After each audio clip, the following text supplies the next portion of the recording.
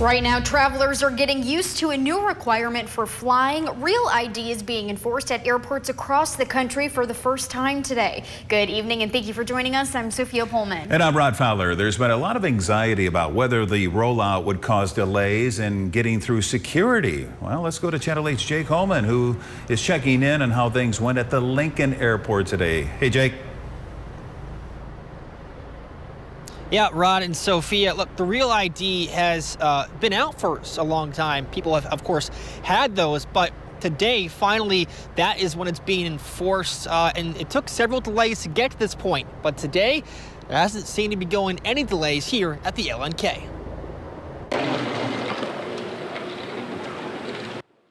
The new world of traveling is here. As of Wednesday, Real IDs are required to fly domestically. The Real ID was started 20 years ago by the 9/11 Commission, but it took a while to get here, seeing 4 delays. So it's not punitive. It's not to prevent travelers from getting access to the checkpoint.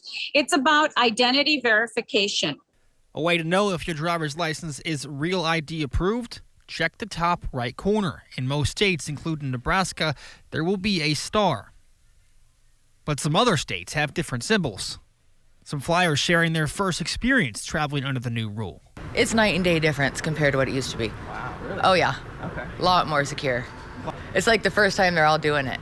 I shouldn't say they all do their job all the time, but this time they're like, yeah. I think it's a real good idea. The more we can be sure the people are who they say they are, the better.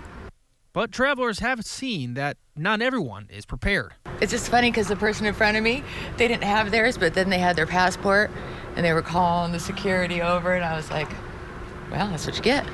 That's what happens. According to TSA, there are 13 different forms of identification for traveling, but the new Real ID will become the easiest and most common. And the TSA advise even those who don't fly frequently to still make sure they are carrying their IDs just in case.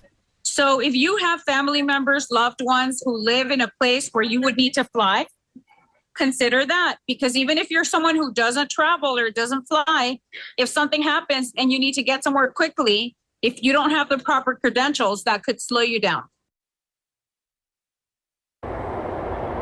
For now, if you do not have a Real ID, your passport is your next best choice, although you'll have to go through advanced screening for that. For now, reporting live here in Lincoln, Jay Cohen, Channel 8 News.